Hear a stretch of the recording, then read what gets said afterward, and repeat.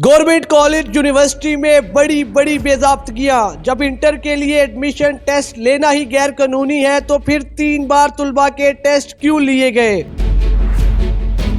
لڑکیوں کے ہاسٹل میں مرد وارڈن کیوں مقرر کیا گیا؟ ہر سخت سوال کا جواب سنیے vice chancellor doctor Ahmed Adnan سے. اردو پوائنٹ کی ویڈیوز دیکھنے کے لیے ہمارا چینل سبسکرائب کیجیے اور بیل کے آئیکن پر کلک کیجیے تاکہ آپ ہماری تمام آنے والی ویڈیوز سے باخبر رہ سکیں. السلام علیکم ناظرین، اردو پوائنٹ کے ساتھ میں ہوں آپ کا میزبان اوصاف علی خان. میرے ساتھ اس وقت موجود ہے پاکستان کے لاہور کے سب سے تاریخی ادارے گورنمنٹ کالج یونیورسٹی کے vice chancellor sir doctor Ahmed Adnan sahab. کتنی ٹف جاب ہے وائس چانسلر کی گورنمنٹ کالج یونیورسٹی جیسے ادارے میں؟ زیادہ ٹف نہیں ہے. اگر ہم میرٹ پہ کام کریں تو بالکل ٹف نہیں ہے، سیدھا رستہ ہے. سر بلین روپیز اس کی ڈیولپمنٹ کے لیے اس کے الاٹ ہوئے. اس کے بعد بات کریں کہ یہاں پہ سولرائزیشن کے لیے لینڈسکیپنگ میں ملین روپیز خرد برد ہو گئے. ادھر میں واش روم گیا ہوں تو مجھے ادھر واش روم ایسا نہیں ہے کہ بچے استعمال کر سکیں. وہ سارے پیسے ڈیولپمنٹ کے کہاں لگے ہیں، کہاں غائب ہوئے ہیں؟ آپ کے دو الگ الگ سوال ہیں. جی جو آپ بات کر رہے ہیں سولرائزیشن کی، لینڈسکیپنگ کی، جی. مجھے اس پہ کمپلینٹ ریسیو ہوئی ہے. ابھی مجھے چارج لیے 2 ہفتے ہوئے ہیں. اگر اس میں واقعی ہی کوئی حقیقت ملی تو ہم اس کے خلاف سخت ایکشن لیں گے. وہ یونیورسٹی کے فنڈز ہیں، گورنمنٹ کے فنڈز ہیں، اس میں قطعی طور پہ ہم کمپرومائز کرنے والے نہیں ہیں، ہم قطعاً رعایت نہیں کریں گے. دوسرا آپ بات کر رہے ہیں واش رومز کی. جی. جس دن میں نے چارج لیا ہے اسی دن میں نے اپنے مینٹیننس کے انچارج کو آرڈر دیے ہیں کہ فوری طور پہ جہاں پہ 20 واش رومز کی ایڈیشن ہونی چاہیے اور جو پہلے واش رومز ہیں ان کی حالت بہتر بنائی جائے، اور اس پہ ہم نے شروع کر دیا ہے. انشاءاللہ 10-15 دن میں یہ ہم اپنا ٹارگٹ اچیو کر دیں گے. جو آپ کے پریڈیسیسرز کو پیسے ملے تھے اس ساری ڈیولپمنٹ کے، جو انہیں اتنے بلین روپیز ملے، وہ کہاں گئے؟ یہ بات ٹھیک نہیں ہے کہ یہ سارے پیسے ملے تھے. جی. ان میں سے کچھ پیسے ملے تھے اور کچھ پیسے ہم نے اپنے ریزرو میں سے سپینڈ کیے تھے، یونیورسٹی کی اپنی سیونگ میں سے سپینڈ کیے تھے.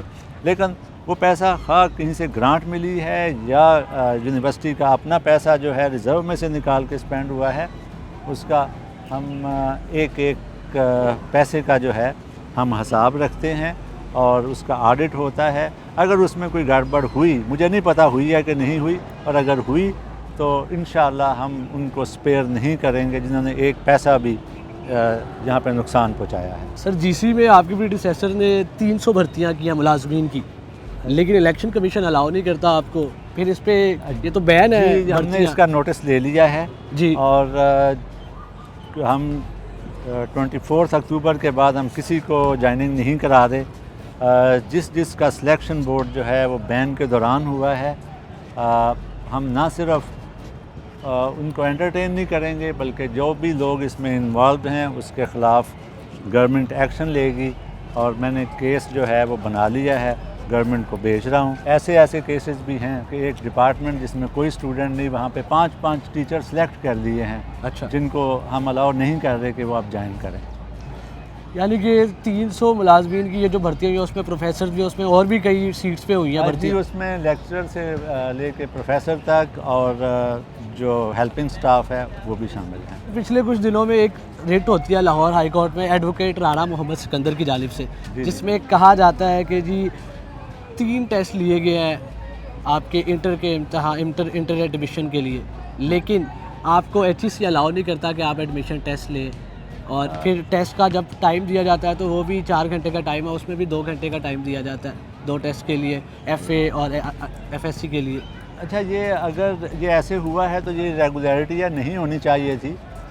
لیکن جو وقت گزر گیا ہے اس کا تو میں کچھ نہیں کر سکتا. میں ابھی سنڈیکیٹ میں یہ کیس لے کے جا رہا ہوں.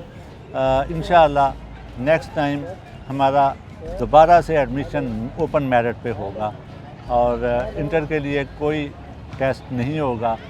لیکن یہ ڈیپینڈ کرتا ہے اگر یہ سنڈیکیٹ میری تجویز اپروو کرتی ہے. سر ایک اور ریٹ دائر کی جاتی ہے آپ کے گورنمنٹ کالج یونیورسٹی کے خلاف کہ جی فیمیل ہاسٹل میں ایک میل وارڈن آپ کے پریڈیسیسر نے تعینات کیا تھا، اس پر کیا کہیں گے آپ؟ کیا جی یہ کمپلینٹ ٹھیک ہے. جی. ایسا ہوا تھا، غلط ہوا تھا. لیکن جب کوئی کمپلینٹ آئی تھی تو جو ہمارے ایکس وائس چانسلر تھے پروفیسر اصغر زیدی، انہوں نے اس کو ہٹا دیا تھا. یہ غلط ہوا تھا، یہ میں تسلیم کرتا ہوں. سر جی سی کا بڑا یہ تاریخی ٹاور ہے، اس کے نیچے ہم کھڑے ہوئے ہیں، جہاں پہ علامہ اقبال، دیو آنند، میاں محمد نواز شریف صاحب سے شہباز شریف صاحب، راحیل شریف صاحب، بڑی بڑی ہستیاں یہاں دانشور پڑے ہیں. اس ٹاور کے نیچے آپ کے ایونٹ ہوتا ہے اور اس ایونٹ میں لڑکے یہاں پہ ڈرفٹنگ کرتے ہیں، پننگ کرتے ہیں، گاڑیوں سے دھواں نکالتے ہیں. اور مطلب اس پہ جو آپ کے ایکس الومنائز ہیں انہوں نے بھی بڑے ناراض ہوئے، انہوں نے اس کے خلاف پروٹیسٹ وغیرہ بھی اپنا ریکارڈ کروایا. کیا کہیں گے کہ جس گورنمنٹ واقعے کی کالج طرف اس دہانے پہ آ گیا ہے؟ جی، جس واقعے کی طرف آپ اشارہ کر رہے ہیں، یہ آپ اشارہ کر رہے ہیں 19 اکتوبر والے دن جو ہوا تھا. میں وائس چانسلر اس پہ شرمندہ، وہ نہیں ہونا چاہیے تھا یہاں پہ. اور میں نے آتے ہی ایک پروب کمیٹی بنا دی تھی جس کے کنوینر پروفیسر سلطان شاہ ہیں، اور آلموسٹ انہوں نے اپنی پروب مکمل کر دی ہے. تو باقی آپ سلطان شاہ صاحب سے پوچھیں کہ کیا فائنڈنگ ہے. سر جی سی کے اس تاریخی مینار کے نیچے لڑکوں نے ڈرفٹنگ کی، پننگ کی اور گاڑیوں سے دھوئیں نکالے. گورنمنٹ کالج ایک اعلیٰ پائے کا معیار کا ایک انسٹیٹیوٹ ہے، کیا کہنا چاہیں گے اس سارے معاملے میں؟ پہلی گزارش تو یہ ہے کہ آج تک اس ادارے میں کوئی ایسا آٹو شو پہلے کبھی نہیں کروایا گیا. یہ پہلی دفعہ اجازت دی گئی. تو اس سے کیا مسائل پیدا ہوئے کہ اس وقت کلاسز ہو رہی تھیں، تدریسی عمل میں خلل پڑا، اس سے نائز پولیوشن پیدا ہوئی، اس سے دھواں پیدا ہوا، اور پھر بچوں نے کار ڈرفٹنگ کی. حادثے کا خطرہ تھا کہ کوئی بچہ کار کے نیچے آ سکتا تھا، اور بہت ہی ایسا انوائرمنٹ پیدا کیا گیا کہ جو کہ کسی تعلیمی ادارے کو زیب نہیں دیتا. ایکشن لینا چاہتے ہیں جن لوگوں نے یعنی اس ماحول کو خراب کیا ہے. اس سلسلے میں ایک 4 رکنی کمیٹی 4 پروفیسر پر مبنی آنریبل وائس چانسلر صاحب نے بنائی. ہم نے مختلف لوگوں کو سنا ہے جو اس میں انوالو تھے، کچھ گواہان کو بھی سنا ہے. ہم نے اپنی سفارشات اب فائنلائز کر رہے ہیں انشاءاللہ. جن کے ذمہ کوئی یعنی وائلیشن ہوئی ان کو یعنی ہم ریکمینڈ کریں گے اور آنریبل وائس چانسلر کو اپنی فیکٹ فائنڈنگ کمیٹی کی سفارشات پیش کریں گے. تو پھر وہ اس پہ ایکشن لیں گے. اگر سنڈیکیٹ کے تھرو لینا ہوا یا از خود انہوں نے کوئی انتظامی ایکشن لینا ہوا، جو بھی ہوا وہ وائس چانسلر صاحب نے لینا ہے. ہمارا کام کہ اس واقعے کے ذمہ داران کون ہیں، کن لوگوں نے ایسا کیا، اور تاکہ آئندہ کوئی ایسا واقعہ. اچھا، ابھی تک اس بات کا علم ہی نہیں ہوا کہ کس نے کیا یہ سب؟ نہیں، الحمدللہ اب ہم یعنی تہ تک پہنچ چکے ہیں. ان قریب ہم اپنی رپورٹ فائنلائز کر لیں گے، نیکسٹ ویک تک انشاءاللہ سبمٹ ہو جائے. اچھا، ابھی تک یہ مطلب رپورٹ فائنلائز نہیں ہوئی؟ اب بہت سارے گواہان تھے، بہت سارے مسائل تھے، بہت سارے ڈاکومنٹس تھے، وہ سارے دیکھ لیے ہیں، سب کچھ ہو چکا ہے. ایک ہمارے آنریبل ممبر باہر چلے گئے تو اس وجہ سے بھی تھوڑی سی ڈیلے ہو رہی ہے.